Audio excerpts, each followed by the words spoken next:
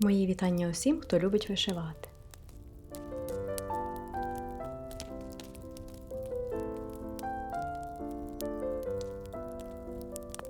Сьогодні хочу відкрити вам секрет рівненьких голубиних вічок.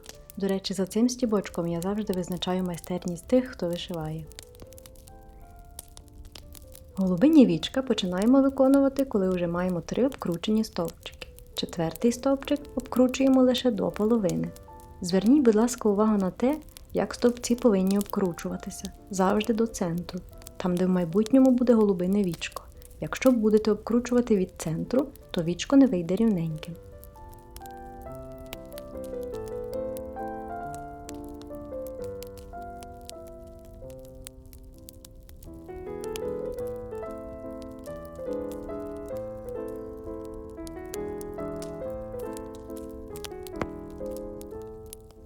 Зараз я підійшла до того місця, де буду виконувати вічко.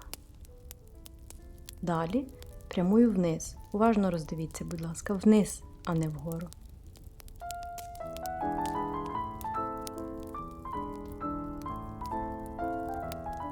При виконанні вічка ваша голка завжди повинна знаходитися над ниткою.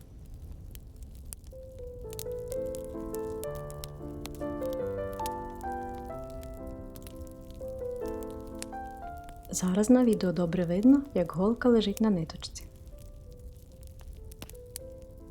Зараз уважно придивіться, будь ласка, як я завершую цей ажур. Останній його стібок повинен завжди пролягати під першим, що є дуже важливим. По-іншому, рівним та акуратним він у вас не вийде.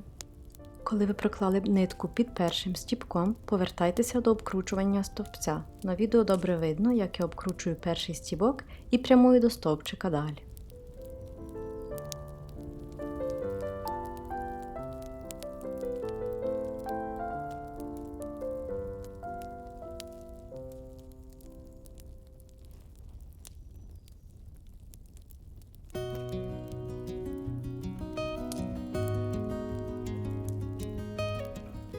Зараз я ще раз усе повторю, без пояснень, щоб було легше зрозуміти послідовність виконання голубиних вічок. Відео я не пришвидшую, так буде краще видно.